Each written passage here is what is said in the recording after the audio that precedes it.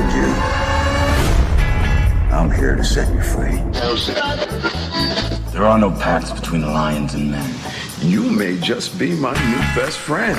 Very old friend. I wouldn't say friends. Let us pledge that the winner will allow the loser all the proper funeral rituals. Totally did, right? No. Now you know who you're fighting. The king in the north! You're in my dream. Hey, sunshine. You make me happy when skies are Did it gray. ever once occur to you that I might have some insight? What should I do differently? I don't know. I don't know anything about battles. That's good advice.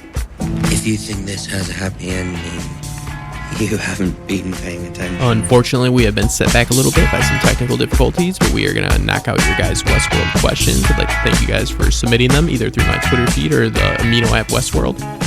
And I'd like to thank Shannon for coming in and asking the questions. Okay, this question comes from Prince Sebstan. I'd like to know if a guest got lost in Westworld and nobody was able to locate him or her, how will he or she survive? I think I first have to just mention, and I know it's a hypothetical, that it's going to be tough. It's unlikely that you would get lost in Westworld just because we have at least seen the show has made a point to show how good the security is, at least under Stubbs. I want to emphasize under Stubbs. Also, if you go to Discover Westworld and you read the terms and conditions and limits and liabilities, you'll find that they do specifically talk about how guests cannot spend any more than 28 days within the park before going to the decompression zone. And that's the Mesa Gold area. That's where we see Sizemore having drinks on his time off. And it does mention that you can't hide in the park. You can't avoid legal ramifications from the outside world. It even goes as far to say that you can't avoid paying things like you would owe through a civil lawsuit or arbitration. So I think it's fair to say that with all the surveillance they have, it would be really, really tough because not only are they most likely proficient in the search for you, the search and rescue, they'd be proficient in just the search and in the actual surveilling to make sure the search never happens. So I know it's a hypothetical, obviously, but I do want to point out that they have eyes on everything. So it would be really, really tough. And if you do go to Discover Westworld, you will see the specific language that they use to talk about this, and it's actually like a whole section of it. So hypothetically speaking, you're lost and the security is being shot up by Hector and there's nobody coming for you. I would say you don't have good chances because you can't hunt. Everything there is a host except for the flies. The cows are hosts, the buffalo are hosts. I don't know why. I don't know if that tells us something about the outside world, but nothing there is real. So you're not hunting unless you're going to hunt humans. In that case, you're going to be caught rather quickly. And that is also listed under the ways that people have been known to die in the park is cannibalism. So there is fresh water, though. I will say that. And I'm not at all a survival expert by any means. But I do know that you can go a pretty long time without eating. And it's drinking. Really need water within like the first 2 to 3 days maximum. I'm assuming that you're not going to go too many more days than that, if any. So it does seem from what we've seen in the show that there's a good amount of water. So you could have water. So if you're like a physically fit person, you might make it 3 to 4 weeks. Again, I'm not an expert, but if you're planning on even like foraging, the vegetation there, it's a desert, so I don't really know if that leaves you. And under the ways people have been known to die in the park, allergic reactions to native plant life have been cited. So I just want to throw that in there. I would say don't get lost in Westworld.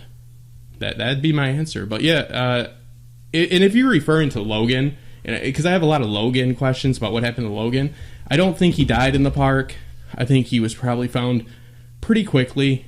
Like I said, the security is pretty spot on, and if you read the specific language they use and how much of it they use to talk about this subject in the Discover Westworld, it seems unlikely. I don't think that he would have died just by getting sent off naked on a horse. He would have been probably, especially with who he was, he's an investor, he would have been picked up pretty quick. So I guess that kind of crushes that Logan question, too, for everybody out there. So I either nailed it for you and answered 2 questions, or I didn't answer anything at all. Okay, next question is coming from management. How do the bullets function so they don't harm guests? This is actually a 2-part question. And then the second part is, how large is the park, as in square miles or square kilometers? Thanks. I wouldn't thank me yet, because I don't know how satisfactory this will be for you.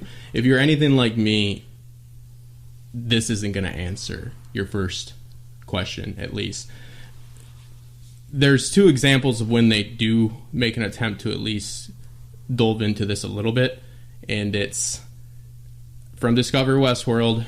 You have a section that talks about the guns and ammunition, and it is just cited that they have special technology that allows it to change velocity when shooting at a host opposed to a human, but if there's any tampering by human hands whatsoever with ammunition or the guns, that then they dissolve themselves of any liability. That's a reoccurring theme they use too. I mean, Delos would never ever be responsible if anything happens to you in Westworld, so that's not surprising. And then Jonathan Nolan did address this in an interview too, or he kind of addressed it. He said what they use is called simulation, so he just made up a word for ammunition, and it is more like getting shot with a paintball gun or a air compressed gun of some sort than getting shot by a bullet. It's enough to make it so you don't want it to happen, but it's not enough to kill you. So, I mean, this, plain and simple, they're playing it fast and loose with physics, but it's also a TV show, and it's kind of one of those things. They do a pretty good job, too, with this show of actually kind of grounding these batshit crazy events to make them believable. So I let them pass on this. I don't know if you can, but there's no way you're going to tell me that these bullets go through a train door in Crystal in one episode, and then in the first episode you see them barely make the jacket of the man in black poof out. And then an episode after that, you see William get knocked down by one. It's all over the map. So, I mean, if you really want to try to figure out a way... I read a subreddit like 3 months ago that talked about, and I'm going to pronounce this wrong, squibs. It's obviously somebody that has military experience. I do not. Talking about how they could have squibs like everywhere, and they're like plastic explosives of some sort. Again, probably not the right terminology for it, but I guess putting them in certain sectors, and then if the projectile hit them, then they could be activated on one side and improved on the other. That'd be like second on second approval. We do see the uses of explosives being approved by Stubbs time to time, but those are pretty far in advance. So I don't know. I don't know if you want to jump down that rabbit hole, and that's just one of those things that you're just going to have to accept. They need guns in the show, and they needed that to be an aspect, so there's just no way. In the original movie, I know that has no ties to the show other than they pay a little bit of homage to it. I know its guns just aren't even allowed to be like pointed at the guests, I guess, but that's not the case here, and they didn't want it to be the case, so they had to do something. It's Hollywood magic. So, and on your second one, the only thing we have on that, unless you want to get into trying to scale the maps that we have down, which I personally do not, is Jonathan Nolan again did say in an interview that it's about 500 square miles. Now, it is an island, so I know that can be taken a few different ways with how big that really is when you're looking at a circular island. So I don't know what he exactly meant by that. There's a big argument on that subject as well. But 500 square miles one way or another. So that is the only clue to it that we have right now. He says it's about the size of driving across our Midwest in the United States. So I hope that was helpful. Okay. Next question comes from Christine at CutePoison10, and she reached out to us through Twitter. She never got much out of the Man in Black and William's story as far as what happened in between the William we see now and the Man in Black we now see. Yeah, in between the William that was, and then the Man in Black. I totally get what she's saying, and I could probably talk for 2 hours on this. That's one of my biggest pet peeves of the show. They do a lot well. And this is something they did not do well. They sacrificed the story for the twists and turns, in my opinion. We saw a beginning of a story, and then we saw an end of a story, and then we saw some exposition about what happened in between, and it was very short. It doesn't add up either. It's not very satisfying, and unfortunately, the only way that we will get any more answers to this in season 2 is something that I almost hate more than the poor storyline, and that's flashbacks. So I don't think that we're going to get more, maybe besides the Man in Black hopefully talking about it a little bit. But yeah, I mean, it was disappointing, and they do so much well, but that storyline just, it doesn't add up, and I think they really sacrificed a lot just to surprise us. So I totally sympathize with you on that one. But again, it's still one of the best shows on TV, so it's going to have its faults. And as for your question, I know that you mentioned, do you think there'll be a whole new cast, or will it follow Maeve, etc.? I don't really know. Actually, I know we heard when I was talking to you on this thread for a minute. I don't know exactly what you mean by that. Do you mean with human characters, or do you mean just, because all of our other characters still have a lot, except for young William and Logan and all that. There's a whole, they're referring to season 1 as a prequel at this point. Dolores' story is by no means over. The Man in Black story going on is in no means over. Everybody's story is going to continue. I think you mean as far as human characters go, who will we get and how will they tell those stories, because it's from the perspective of the host. I think you might be talking about what we're going to do as far as replacing some of the more William and Logan and so on.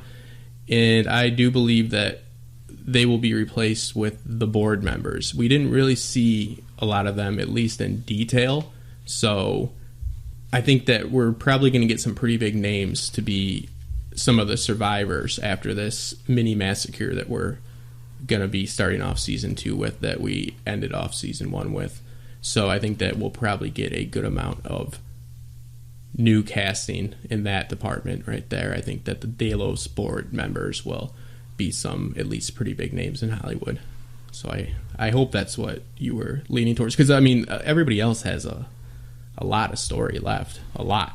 Their story's just beginning in a lot of ways.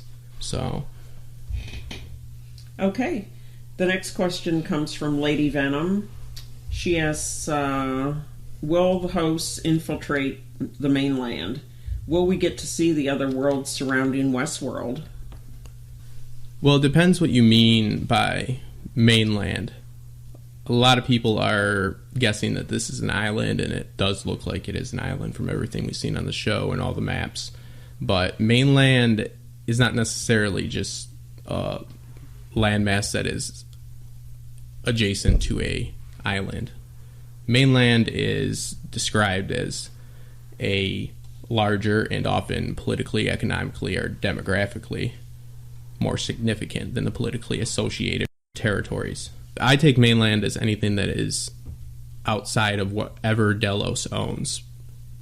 Whatever, because there's more than one park. So whatever land they don't own, that's the real world. Once they get wherever these guests are coming from outside of the parks, plural parks, because we know we have more than one. So I don't think that we will see outside of any of the parks until some of the later seasons, if not the last season. I think that they'll be saving what lays outside of these parks for a big reveal towards the end. But as far as other parks, yeah, I definitely think as early as next season we're going to see at least hosts from the other parks. Now, I don't know how they're going to go about it, and it'll be interesting. We could either have a episode in season 2 or 3 open up with a guest's eyes from Samurai or Shogun World opening, and them starting their loop mirroring what we saw with Dolores in season 1, and we could, get to know this whole other culture, for lack of a better term at the moment. But I don't really know how I feel about that. I don't know if I'm interested in spending a whole lot of time in another park. I mean, the name of the show is Westworld, so I would rather see, and this is the route I think they will take, the other hosts trickling in in kind of blending in with our hosts, because we know it's going to be chaotic in season 2. So with this awakening that we're having, I think we might see some hosts from other parks trickle in. And I don't know if this self-awareness, sentience is spreading to these other parks or not. I'm not sure about that, but I definitely think that they're either going to cross over into these parks, meaning the cast we know will cross over, or vice versa. So I think that, yeah, we're definitely going to see some guests and hosts from the other parks, plural. But yeah, I don't think we're going to see outside of whatever Delos does own, whatever that may be, which is probably a pretty large area, 500 square miles from Nolan's perspective, I guess. Okay. This question comes from Juicy Baps. This Love is that name. probably more of a minor thing, but I'm still genuinely curious as to whether or not guests can kill one another with knives and other melee weapons. And if so, what are the ramifications of such a scenario happening? I love the name Juicy Baps, and actually, he's a part of our Amino community, and he's got some really good stuff. I actually like the stuff that he posts and all that, and I'm not making light of it. I just love how you phrase it as it's probably a minor thing, but what about stabbing some people? So, but I guess in Westworld it might be a minor thing, but yeah. If again, I don't want to just sound like because I'm not reading it. If you can tell, it's not the exact wording by any means. But if you go to Discover Westworld, and read the terms and conditions, yeah, guest on guest violence it's a no.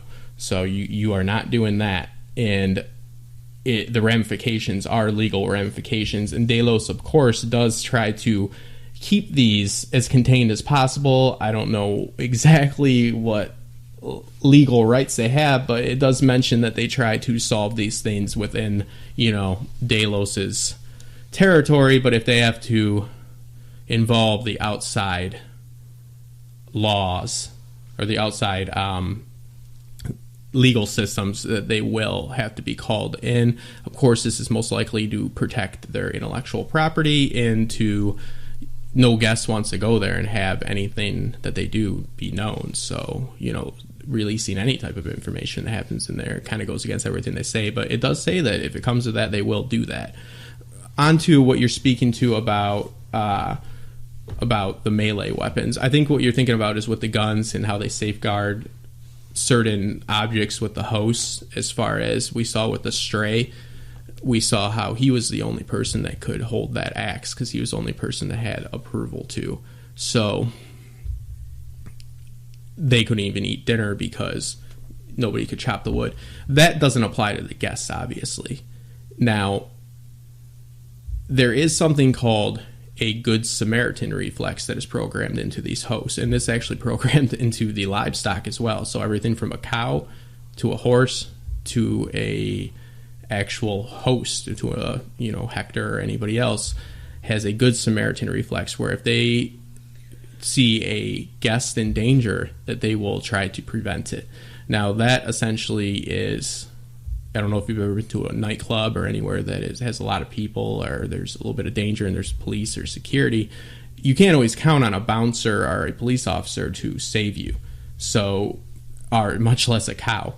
So I think that the animal Good Samaritan thing is more for the horses so they don't buck you off. But the point is, a melee weapon, like you mentioned, an axe is an axe, a bat is a bat, a fist is a fist. You don't even need anything. A boot is a boot. If somebody attacks you and no host, cow, horse is able to come to your rescue in time, it only takes a few seconds for somebody to inflict deadly damage on you. So the ramifications are legal, and it seems to be close to what we have today. And it kind of does tell you a little bit about society, that people are going to this park to engage in these types of behaviors of, what some would call violence and deviance and all these other things that are maybe not considered moral. So if it was chaos outside of the park, nobody'd be paying $40,000 a day to go inside this park. So yes, there's a structured legal system of some sort in place. So yeah, you cannot attack another guest. From through your Amino chat and Twitter feed, there are some commonly asked questions. Yeah, some of these are duplicates, so I kind of just rolled them together. Okay, so hey, is Logan alive or dead? I don't know what he is now, since we're looking at about 20 to 30 years. Sorry, I probably going to get eaten alive in the comments for that one. But I don't know if he's alive now, but I will say I kind of answer this in another question as well. I don't think he died in the park after William sent him away with the feather and being naked. I mean, he got a bad sunburn and he was embarrassed. So I think he is... I think he was alive. I mean, I don't know his health status, but currently, for the timeline we're seeing in the show. But I would say on that I would think that if anybody, because we discussed this a little bit with that question that Christina from my Twitter feed, I believe, yeah, she brought that up. And we both feel the same way about the poor storytelling when it comes to the storyline of the Man in Black / William. So I think that if one person could maybe shed a little bit of light on that without it being too cheesy or using a lot of flashbacks, would maybe be the inclusion of Logan into the current storyline. So that would be interesting. And Ben Barnes is a great actor, so I'd love to see that. But yes, I don't think he died of sunburn and embarrassment. So that would be my answer. A lot of people are wondering, though. We actually have over at Amino Communities, which I run and I recommend you go to. We actually have a whole chat room that's dedicated to just this issue. So it's definitely something that's being talked about. Okay, onwards. Will Bernard uphold Ford's legacy? That's a tough one. Number one, what is Ford's legacy? Number two, does Bernard feel like he owes anything to Ford? And is it possible that Bernard is Ford's legacy himself? This is my personal opinion. I'll go through this in a few different ways. I feel that Bernard has been passed the keys to the car, or he's been anointed the new king of Westworld, whatever you want to call it. Yeah, fire to the torch. It's been passed. Yeah, the torch. There it is. That's the analogy I was looking for. The keys to the car. He got the keys to the car. He got a brand new car. So yeah. So I mean, yeah, he'll drive that car around, and everybody will know Ford bought it for him. So yeah. It'll be a legacy. It'll be a Ford legacy. Yes. Isn't that a car? Go. Is there a Ford legacy? That sounds. That sounds like a car. That sounds like something plausible. I don't know. If there's not, Ford should make one. So I don't. We're gonna look into it, and that'll be on the next question. This has been recorded like 8 times from like 4 different versions with different casts, and it's been hell. So yeah, I'm not redoing this one. So yeah, Ford legacy is a thing. If it's not Ford, please make it so I don't look like an asshole. But he was passed the torch, which is a proper analogy, and I do think that Ford did this knowing Bernard would do the right thing. Bernard has to have a lot of conflicted views and conflicted feelings on how to feel about Ford.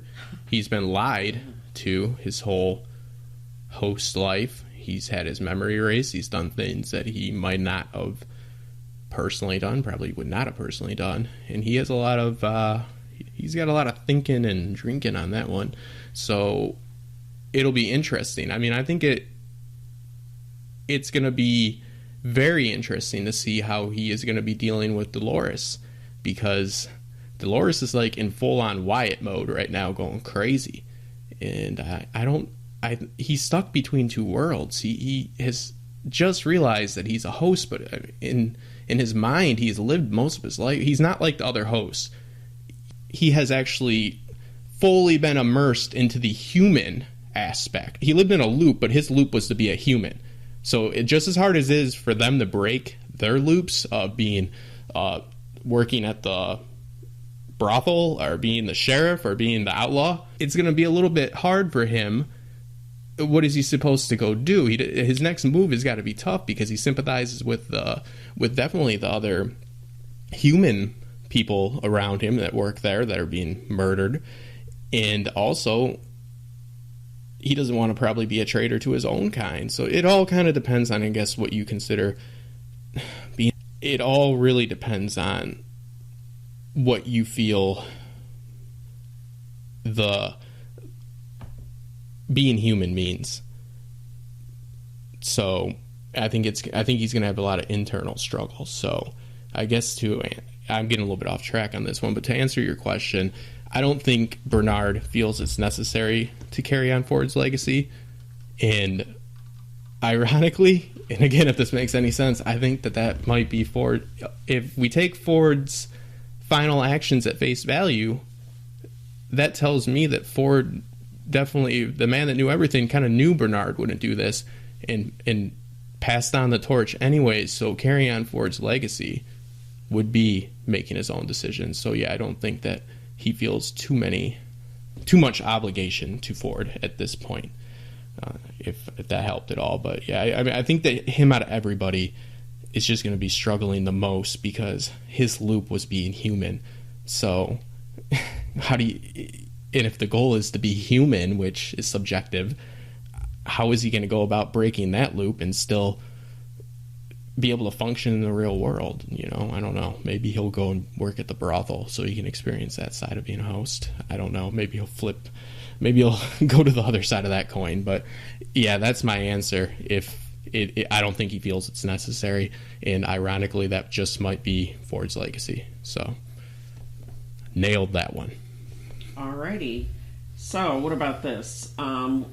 When and where they decide to introduce new characters, they better not forget the Stubbs, Lawrence, and Wild Bills, so to speak. So, is that a threat or is that a question? Yeah, you guys better not. You hear that from the Mino? Yeah, there's a lot. I found this, and I do this too. I found a lot of my questions are more statements.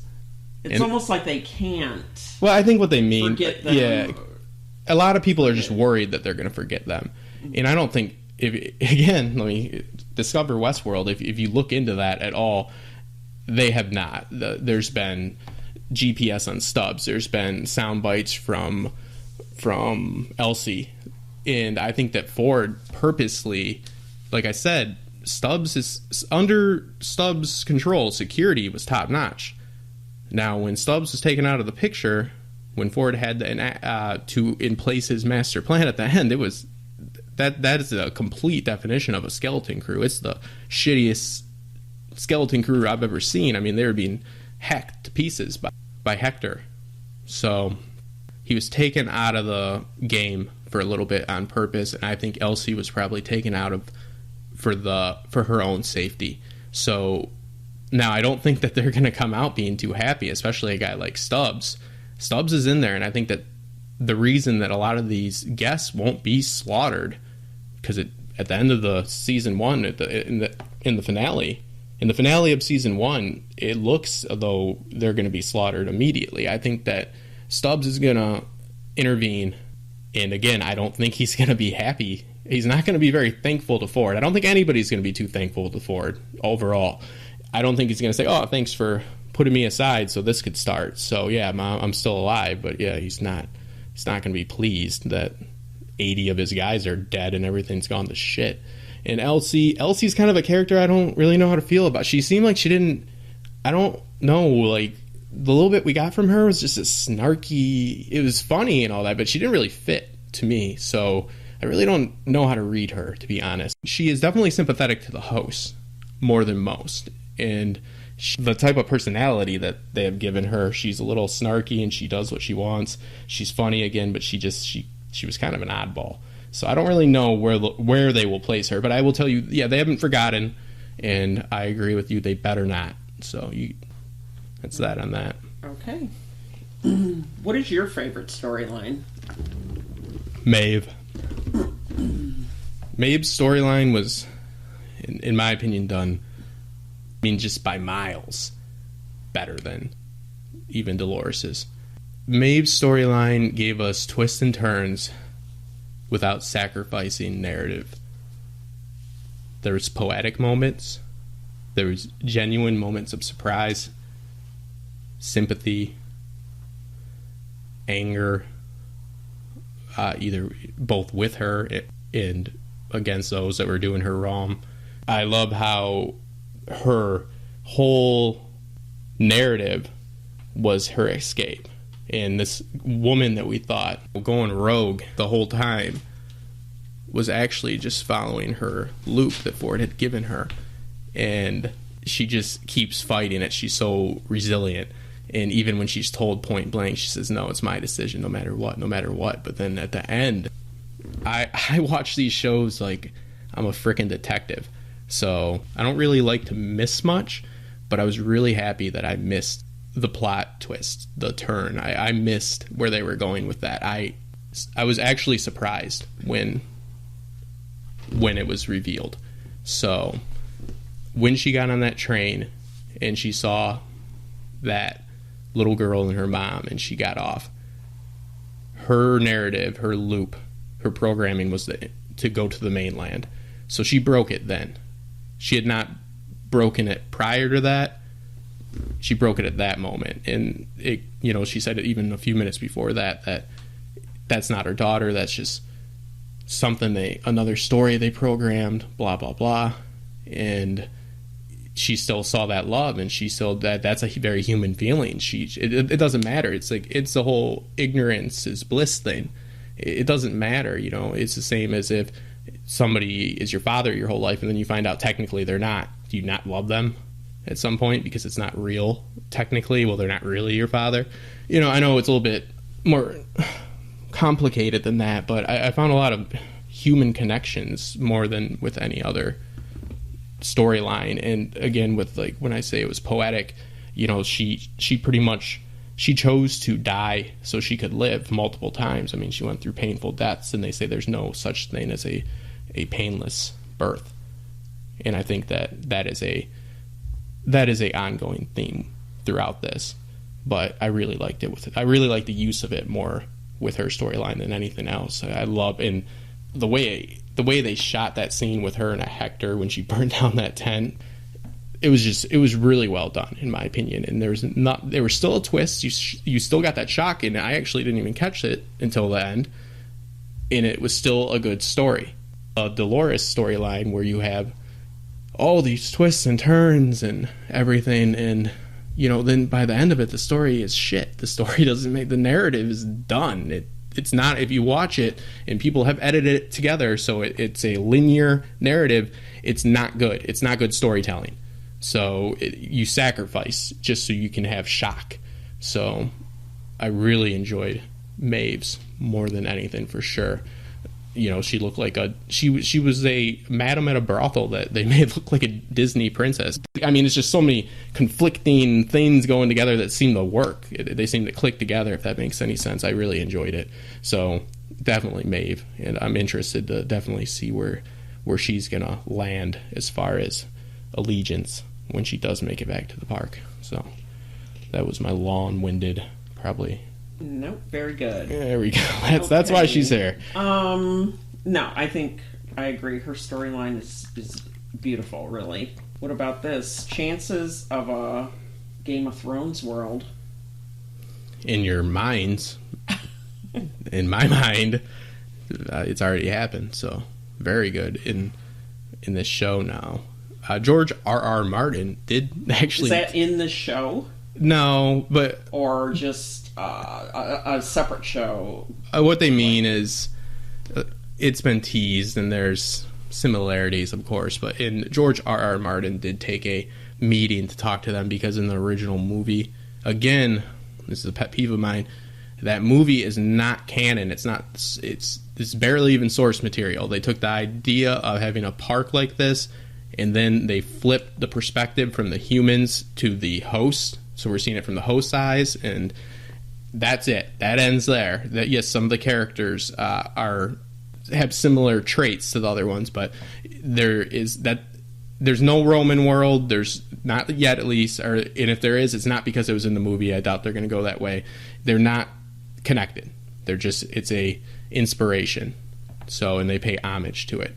But like I said, they did have Roman world and stuff. So I guess the idea floated around because they're already most likely going to do samurai or shogun world, which is the same thing. A shogun is just a higher noble than a samurai, and samurais are shoguns most of the time. It's like a general in their culture. So they were shopping around some ideas, and George, I guess, met with them and discussed the possibility. I mean, I don't know how long or serious that meeting was, but it was talked about. Yeah. Right. So no, you're in the show. No, I mean, if it does, dude, that's crazy. But but yes, in your head, I'd like to see the fan fiction.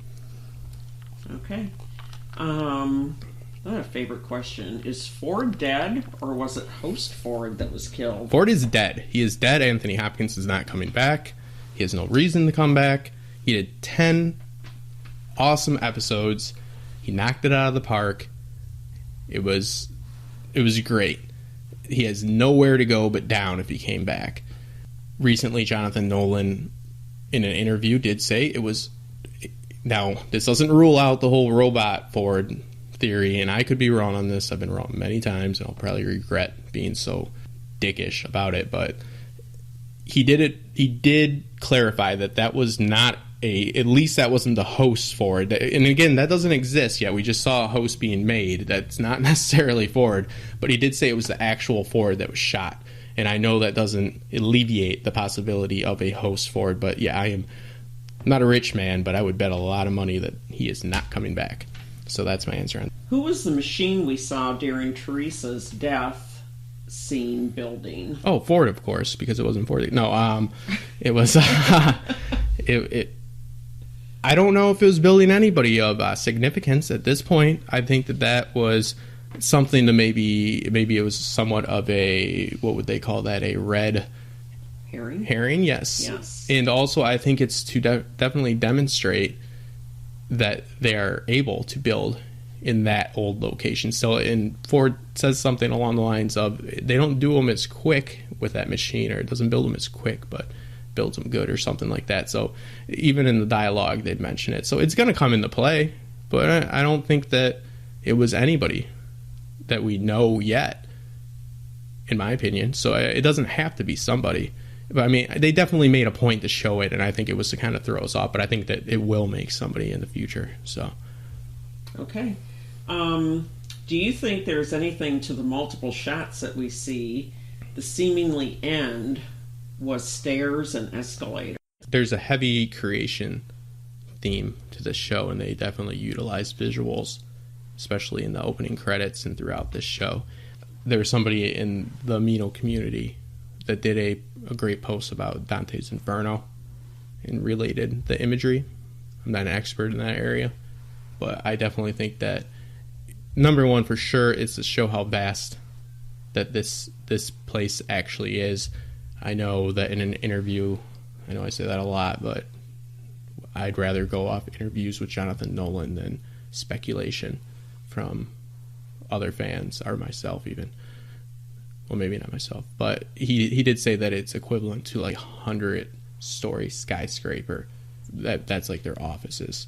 How many of those floors are in use? I don't know. I mean, we saw cold storage just being a fucking mess, so I don't know if they're all have been maintained or not. But yeah, I mean, besides showing how vast it is, alluding to there's more than we've seen, I think that if you want to get a little bit deep with it, yeah, that the creation theme is definitely playing a part in that, and they're definitely utilizing visuals. Because look up Dante's Inferno, and not the bad movie. Just look up the pictures and stuff like that, and you'll see the similarities if you look at them side by side. So nothing like, these people are professionals. Nothing's a mistake like that. There's a theme of creation, and I definitely think that anytime they can utilize visuals, you know, they could have showed a freaking stairwell that you would see in a regular building, and it could have said like floor 100, and that would have told you right there. But they chose to show you these shots numerous times. So I think that going on with the theme of creation, in my opinion, and again, to show how vast this world is. Okay. Last question here. Is Ford good or bad? Good or bad? It's a tough one. I mean, it's up to you. It's... Bad. Yeah, well, there you go. Shannon has seen the show, so you have a right to your opinion. But it's kind of one of those things where it's like... Do I like this guy? No. Well, there's a few different issues. And again, it's... With great power comes great responsibility. So, Ford has the type of job that if he goes in and he makes a bad decision, he might be subjecting a whole race of sentient beings to a life of rape and torture.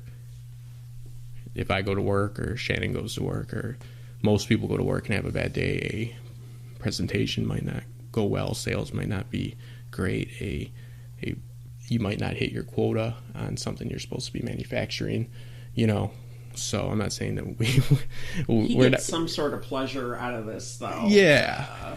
Obviously, he also had to play the part too, for this to work. And again, a lot of things had to go just his way. There's a lot of moving pieces in this little story of his. I think they did a good job, but technically speaking, he was taking a dice roll with about maybe a 60% chance, and that's being nice about it, for if his master plan would all came together with all the moving pieces that needed to come together at that very last moment for him. But the one thing I don't agree with is, and the one thing that kind of gets me about this fandom, is that their view on sentience. Now, the show has to take somewhat of a structured approach to how you achieve sentience, or consciousness, or self-awareness, or what defines personhood. So I get it, and they chose to use suffering, and I guess that works. But there's a lot of people that when they talk about this, that they kind of like almost take that as a given, and they take sentience as a 12-step program, or paint by numbers, or like getting a merit badge for the Boy Scouts. Oh, you just got to do this now and this, and torture somebody for 30 fucking years, and then you're sentient beings. Number one, sentience is subjective. It's not, we can't even prove that we are self-aware. We can't prove our own sentience. It's something that we put a label on, and we, of course, labeled it so it would suit us as humans. So it's, and I think that's a bigger discussion about this show, and I think it's one they do want us to have, and I don't feel like it's talked about enough. I mean, I think that I saw more conversations about people saying that the Man in Black is Logan's freaking uncle, and like crazy shit. They were making a family tree with things that made that storyline even worse than it was. And I said, what does that contribute to the plot? What does that fucking matter? What does it matter at all? Nobody needs to be related. Nobody even needs to be another person. I think that the big issues that this show brings up are the ethical treatment of what we consider to be human, and that is, we consider things that are sentient to be human. And the ethical or moral treatment of how we treat others. The thing is, it's easier for us to hurt things that don't look like us, that we can't relate to. So we only label these hosts are only sentient once they start acting like us. I mean, it's kind of an odd standard. We set the standard, and of course we're going to set it so we meet the bar. But again, they can't scan for sentience. There's no such thing. We know that we're conscious of. It's your moral compass. I mean, we're all capable of anger. We are. Of harming, but we're also capable of loving. It's a little bit of a catch-22, in my opinion, because it's a standard that we set for ourselves. It's a standard, of course, that we set to be achievable by us, and we don't want to treat anything else ethically until they meet that standard. It comes down to, you'll see a lot more animals that are cute or relatable, trying to be saved, than ones that are disgusting. And I hate disgusting animals too, but no. It means consciousness. So they feel pain just as we do. Exactly. So I don't put the blame on the show for having to have some type of structure, and they did a pretty good job with it. It does Ford's Way heavily relies upon, and pretty much primarily relies upon pain and suffering, and to prove you're human. Well, it proves. It doesn't prove it. It brings it upon. It brings sentience upon them. It makes them capable, because it's such a shock. Then that's their definition. Ford's definition of sentience. That's my point. So I didn't say we were going to get into this conversation right now, but the issue that I have is that he's not exploring any other routes. They have to have a structured way of doing it in the show, and I understand that, like I said. But the idea, I guess, is that you'll go mad, and you probably would. A lot of people would just go mad if this after this discovery of this is all bullshit and this is all fake and look what's been happening to you. So it's like building up a tolerance, and it goes back to there's no painless birth, there's no easy birth. All those things are great, but it's not like this show is laying out an exact formula for something that, again, we can't even prove. So I do think that the road to get to where you're going matters sometimes a lot more.